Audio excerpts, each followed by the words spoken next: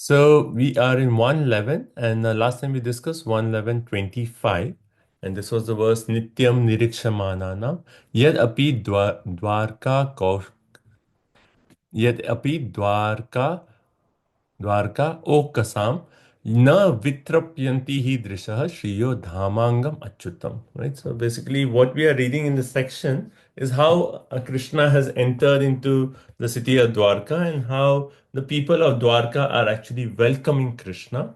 And the verse 25 is actually saying how the residents of Dwarka they would regularly see the Achyuta, here Achyuta, right? The infallible supreme personality of Godhead. But even though they are seeing him again and again, and who is this personality? He is actually the abode of all beauty. If you consider anything beautiful in this world, and if you consider all the beauty put together, that personality is Krishna. And not only of the material world, but beauty beyond, all the beauty together, that's Krishna. And they are regularly seeing this personality, Krishna, who's the abode of all beauty, but na vitripyanti. That means that even though they are seeing him, they are not satisfied because every time they see Krishna, they are getting newer and newer rasa or enjoyment or bliss by just taking that darshan of Krishna. Right? So that's what these Dwarkavasis are. Yeah, so that is their experience. So today we'll continue, and today we are going to read further, particularly about now that Krishna, the residents of Dwarka, we have read how they are actually they are moved towards Krishna. Now further we'll see how after after this interaction how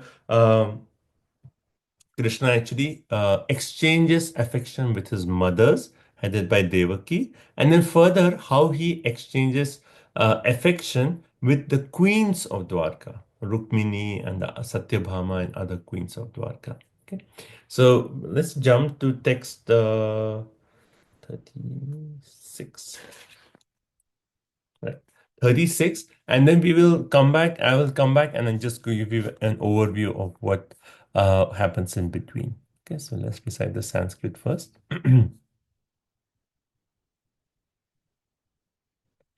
So this is 111:36.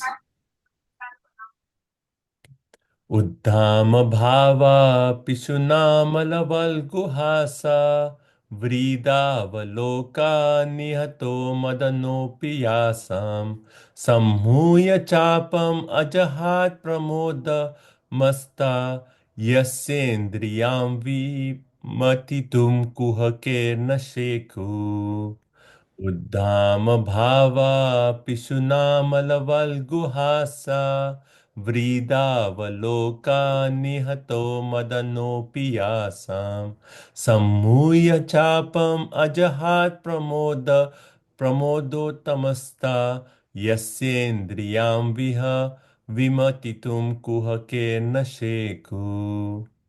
Who would like to chant? Mother? Okay. Hare Krishna. Hare Krishna.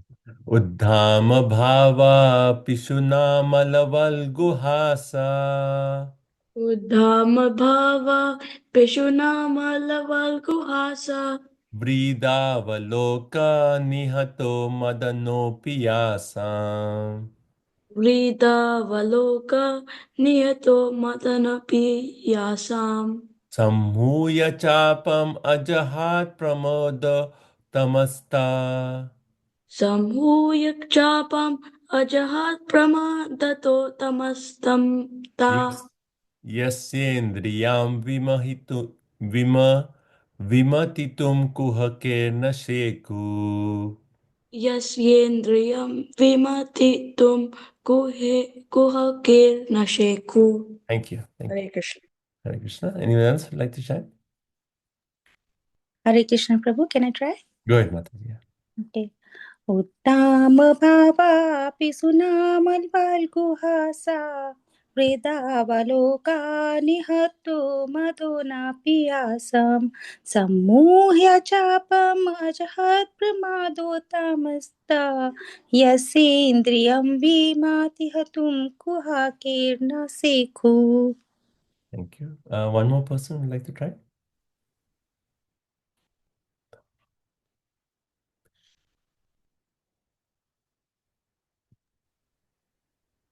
Anyone else would like to give a try? I can try, Prabhu. Go ahead, Nitin.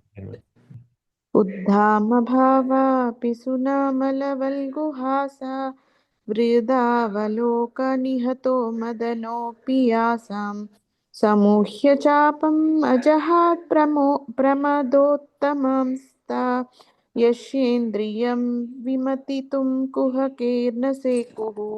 Thank you. Hare Okay, so I will just, before going to details of this verse, let's discuss how Krishna actually exchanges his affection to his mothers. So it's described that how Krishna, after being received by the citizens of Dwarka, he actually entered the house of his father, Vasudeva. And then Vasudeva actually had yeah. So he entered into the house of Vasudeva, and then Vasudeva actually had 18 wives, right? So one way Krishna had those 18 mothers. So particularly it is described that how Krishna actually he was embraced by each one of the mother. That means he actually went to each one of the mother, and then the Lord actually offered obeisances to every, each one of the mother by placing his head at the feet of the mother, right? And the mothers were headed by Devaki. So there were 18 wives of Vasudeva. So everyone, and Prabhupada explains in the purport that how the Lord was equally affectionate to all the mothers. So he went to Devaki, but also he went to the other mothers. And then in similar way, he placed his feet on the head of the mothers. And Prabhupada actually in the purport, he makes the point that how, according to scriptures, each one of us has 7 mothers. Right? 7 mothers. Who are the 7 mothers? One is our biological mother, the one who actually gives us birth. Then second is the wife of the spiritual master. So Prabhupada actually uses this point that the father one way is actually our guru also. So if in this case, how the father had many wives, so every one of them is actually a mother. So that way Prabhupada explains. But second is the wife of a guru, a guru patni. Then third is the wife of a brahmana. Right? Third one. Fourth is the wife of a king. So the queen of the state should also be considered as a mother. Then the fifth one is a cow, Gomata. We always say Gomata, right? And then sixth is a nurse, and seventh is Bhumi, the earth. The earth is our mother. So these are actually, according to Shastras, are 7 mothers, and one should actually, whenever we talk about, you know, if you are like in April, normally there's this Earth Day, right? Earth Day, and then there are many multiple events where people say, oh, we should do something to protect the earth. And our point is, first of all, change our perspective. Earth is not just an object that we exploit, but Earth is our mother. And as soon as we develop the mood that, oh, she's our mother, she's giving us so much, then immediately we'll say, okay, how can we actually take care of her instead of exploiting the resources of the mother, right? So that's how he actually exchanged dealings with his mother. And then it is described that how the mothers, they were seeing their son after so long.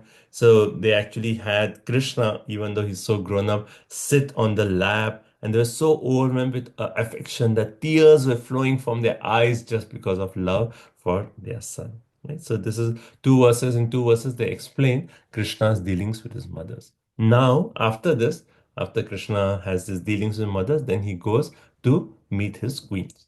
Now, it is said that how Krishna had 16,108 queens. Right? And in Dwarka, there were actually 16,108 palaces, right? For each queen, there is a whole palace. And Bhagavatam actually describes that how each palace is actually made with so much opulence. It's actually a full marble palace, and beautiful coral and ivory, and then pearls, and it was like so much opulence, every palace. So imagine 16,108 palaces in Dwarka. Everything is actually very, very opulent, right? So Prabhupada actually here explains that how, like sometimes people say, oh, Krishna, why he had so many queens? And that's going to be kind of our theme of discussion also, that Krishna is actually unlimited opulence, has unlimited opulence, right? One of the 6 opulences of Krishna, Sad Aishwarya Purna, is that he possesses everything. He's the most rich person, right? What can be, which is beyond Krishna's energy or Krishna's proprietorship, right? He's unlimited. So when the Lord is unlimited, so sometimes people challenge, oh, why Krishna had 16,108? Prabhupada in the purport, he explains so nicely. He says, even if Krishna had 16,000 millions of wives, still, that is not a complete exhibition of his opulence because he's unlimited and inexhaustible opulences he has. So even there are 16,108 million queens. What is there for Krishna? Right? So in that way, Prabhupada glorifies Krishna. And he also makes a very interesting point that how Krishna, because he's unlimited in opulences, he, even though he is Atmaram, he's completely satisfied within himself, but still, because of him being unlimited, he has unlimited desires, right? Unlimited desire. And what is a desire? Like in one place, it said that every living entity has a particular unique relationship with Krishna. And what is the desire of Krishna? He wants to enjoy every possible rasa, every possible relationship. That is a desire, right?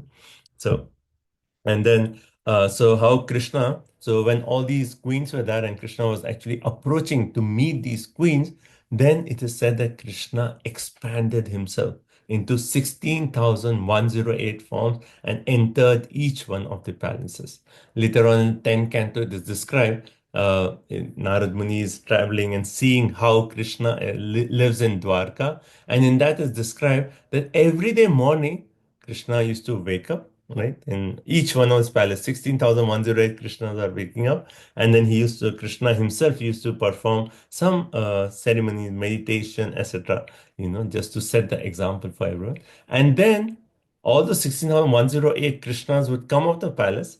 And then before entering into the place where the king, he had to do the taking care of the administration of Dwarka, then all the 16,108 become one Krishna, and then they enter in the palace and do all the administrative work. And then when they come out and then go back, again 16,108 Krishna, right? So Prabhupada explains this expansion of Krishna is actually known as the Vaibhav expansion. It's Krishna himself, but he's expanding into so many different forms. Even in Ras Leela, we have, 16,108 gopis. So Krishna expands into so many different forms. So now, having described the opulence of Krishna, how he's unlimitedly opulent, let's go into the sweetness of Krishna. And Bhagavatam again and again emphasizes this point that if you want to understand the relationship between devotee and Krishna, first you appreciate the opulence of Krishna.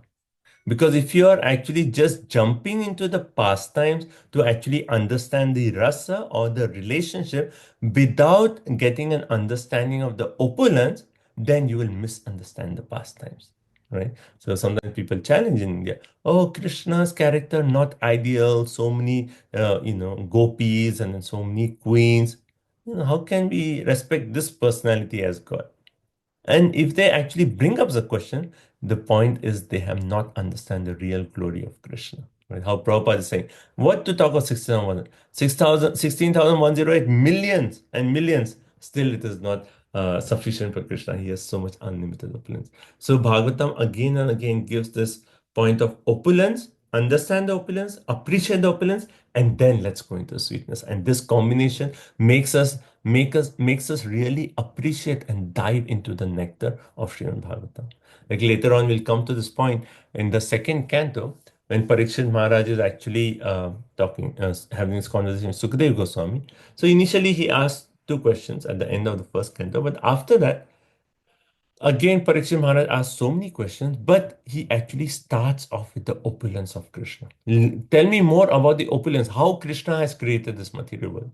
Now, one may say Parikshit Maharaj, such a great devotee, from the childhood, Krishna actually came into this womb, and actually from in the womb, Krishna actually gave him darshan, and throughout his childhood, he used to play with like dolls of Krishna, always absorbed in Krishna. So why Parikshit Maharaj is asking about how Krishna created this world? Why did he not directly go and ask questions about the 10th canto? Tell me about the Leela of Krishna. And our Acharya Prabhupada actually explains the point that unless we understand the opulence, we cannot really appreciate the Leela and we'll misunderstand the pastimes. So having explained this point about the opulence and the glory of Krishna, now we go about the sweetness. So in the sweetness is actually explained how Krishna, when he entered into each one of the palaces, the queens in each one of the palaces, they saw Krishna. And immediately they were like, after such a long time, they are seeing Krishna, and their mind was filled with like so much happiness and bliss that, oh, now our Lord has returned. And then just by seeing Krishna, they're so happy, but at the same time, they want to go and embrace Krishna. But out of shyness, they actually did not embrace Krishna. Then how did they actually welcome Krishna? Because of the shyness, they did not directly embrace Krishna. So what did they do? They actually first took the darshan of Krishna, and it's described that the queens through the darshan they actually welcome Krishna into their hearts. And when Krishna actually entered into their hearts through their eyes, then when Krishna was in the heart, then they actually embrace Krishna within their hearts.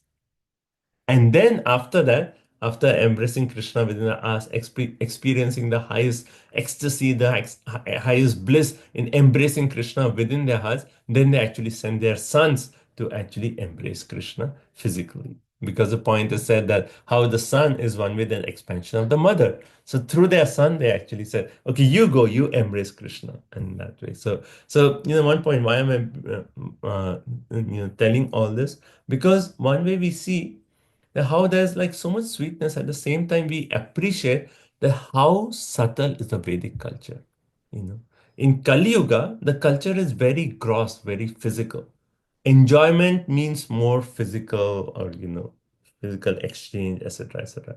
But if you go higher in the culture, then the exchange is actually more subtle, more through emotions.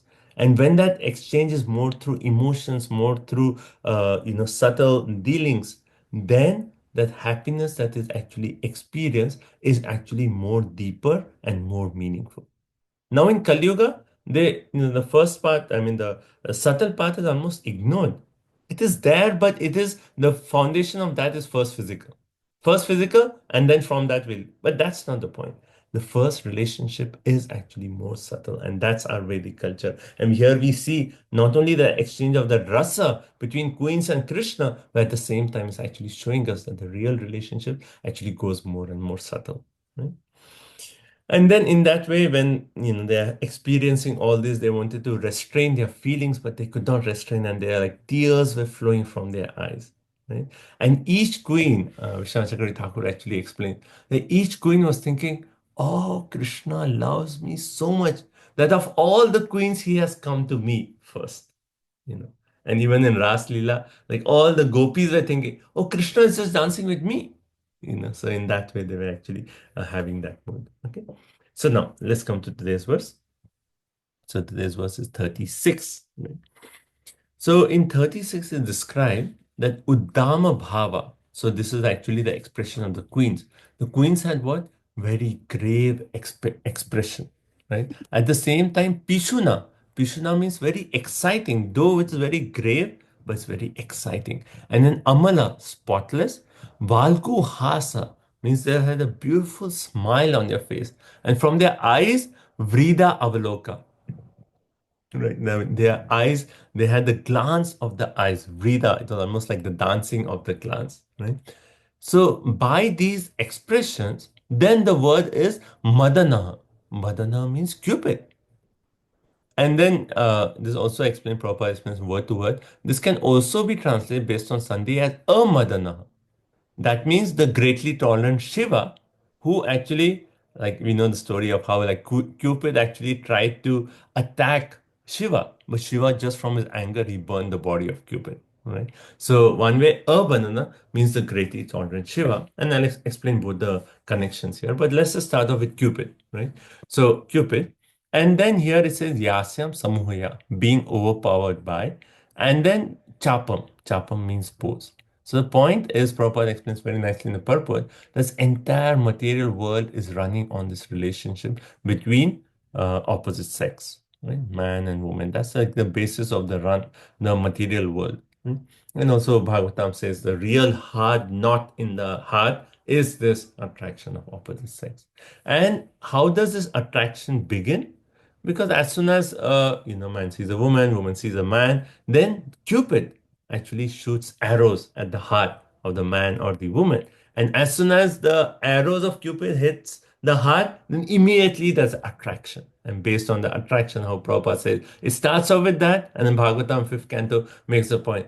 It starts with that. Yan Maithuna Grihamedi. Oh no. Okay. Sorry, that's different word. But it starts with that, and then based on that, there's then marriage, and because of marriage, there is house, then because of house, there is property, children, attachment, and this is the basis of all the knot. But it is Cupid which actually shoots the arrow, and immediately there's attraction, right? So, what is the connection here? So, here it is actually saying that even though Cupid is actually seeing these dealings between the queens and Krishna, and Cupid is noticing that I am, even if I shoot arrows, there's actually no effect of my arrows. And Cupid is saying, my arrows are no use for these queens. And out of frustration, he keeps away his bow and arrow. He said, I cannot overcome these personalities. So one way, that's the explanation of Cupid, but also if you take Shiva as an explanation, then it is said that Shiva, even though he defeated Cupid, but he himself was conquered by the Cupid of Krishna, that is Mohini Murti. And we know in the 8th canto, when the churning of the milk ocean pastime is there, is described that how when Mohini Murti form was there, then Shiva desired to see that form. And then when Shiva saw the form of Mohini Murti, even though Parvati was next to him, he actually got so conquered that he just actually started running behind Mohini Murti. It's a Krishna answer. That's Krishna answer. That's at a totally different level. So the point, continue along this verse, that even Cupid was trying to actually conquer these queens, but he was actually unsuccessful. Right? So Prabhupada explains further in this verse. Let's see. So he says, although the queen's beautiful smiles and furtive glances were all spotless and exciting, and although they could conquer Cupid himself by making him give up his bow in frustration. So Cupid was trying, but he said, I cannot conquer these queens, right? And although even the tolerant Shiva could fall victim to Mohini Murti, right? To them. Still, despite all these magical feats and attractions, they could not agitate the senses of the Lord. So imagine what is the point being made here? That yes, these queens are having some exchange, some rasa with their smiles and with their glances, and Cupid is trying to conquer them. Cupid is defeated. But these, these exchanges, even though they are so high that Cupid cannot, cannot conquer them, but still Krishna, is he conquered by this? No, he's not conquered by this. He's not conquered by this. Yeah. And the next verse actually makes the point that he's conquered only by the mood of their service, their devotional service. And that it is actually their prema or their devotional expressions which are actually exhibited through the beautiful smile and the glances. So Krishna is conquered by the devotion of these queens, not just by their external beauty or smiles and glances. Right? So, and why is Bhagavatam actually making this point, and further it actually elaborates further to make the point that how Krishna is actually he's transcendental to this material world. To establish the point that don't misunderstand Krishna's pastimes. He is not just like an ordinary man getting attracted to women and hence having so many wives. No, Krishna is completely transcendental to this world. Completely transcendental. And hence to express that, how he's so transcendental, he's actually making the point. And further verses actually makes the point that even the queens, they are transcendental to this world. Again, from this verse, we know even Cupid could not conquer them. So even they are transcendental, and Krishna's dealings are completely transcendental. So that's this aspect here. There's more I want to say from the purport, but I want to see if there's any questions up to this point. Or, if you want me to explain this verse again, I can do that.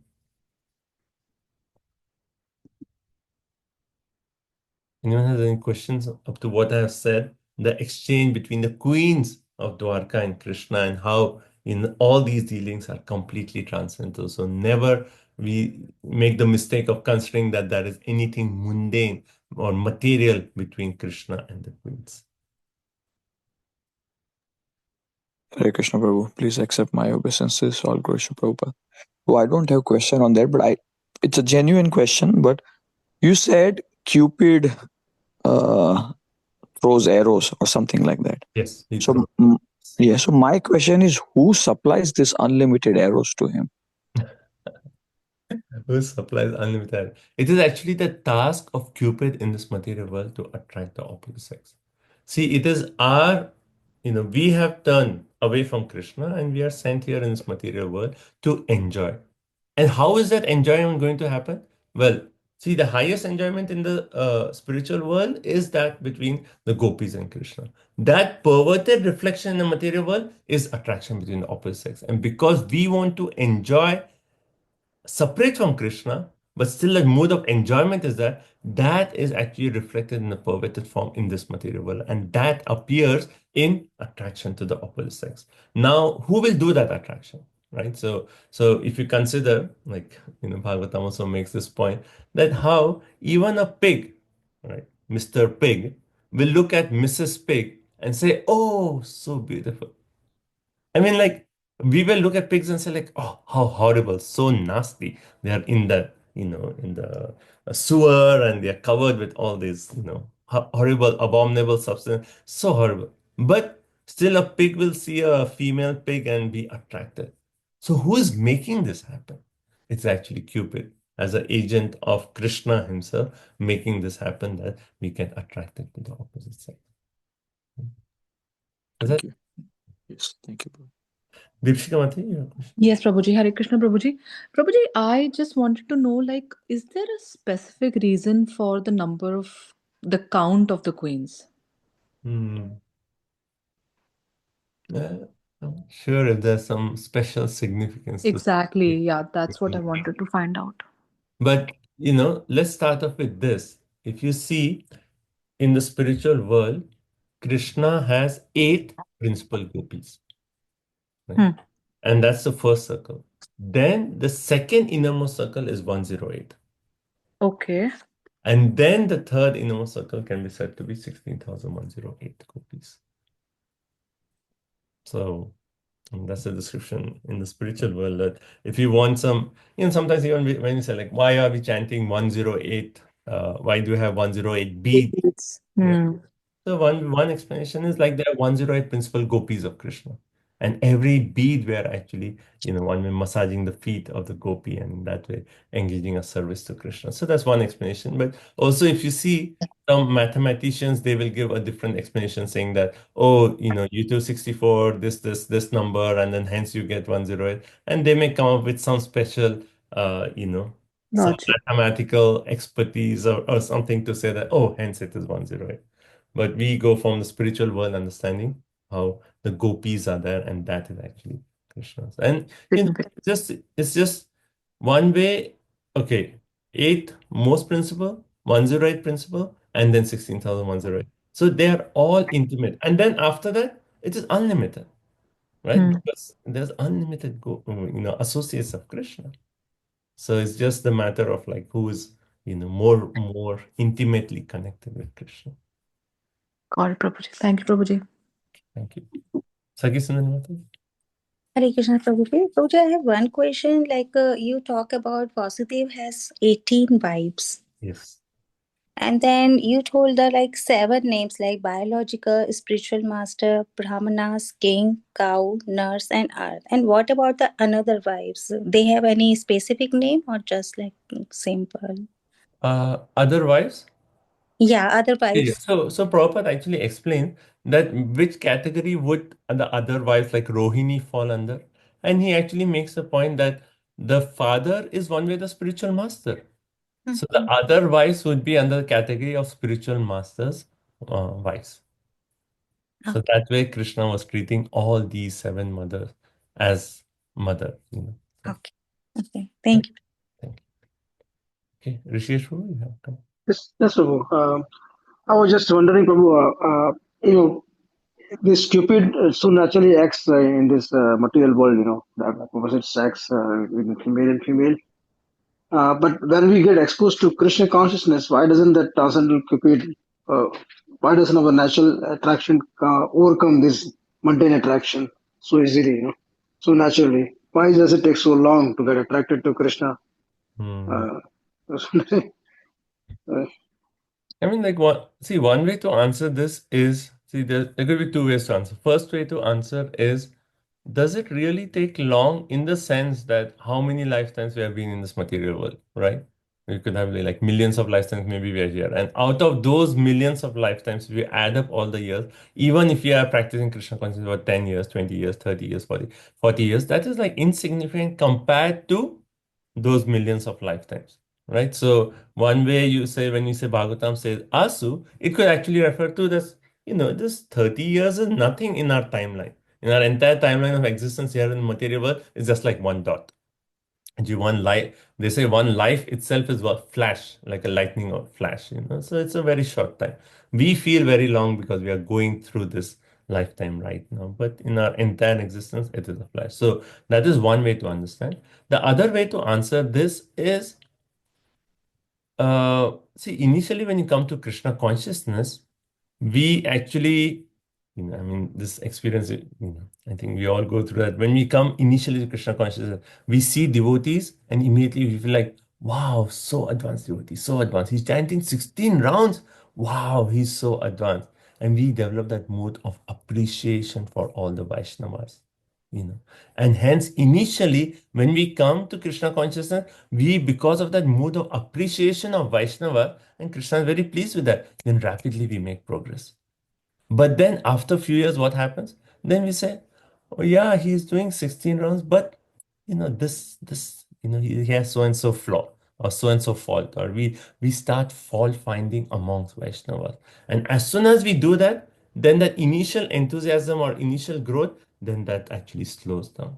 And the more we start seeing faults in Vaishnava, then certainly the progress is going to be slower and slower. So basically, initially, yes, we may not be committing so many aparadhs, but maybe after some time we think that, oh, now I am so and so, and hence I'm committing this aparadh, and we tend to commit all these aparadhs, and because of that, then our progress slows down.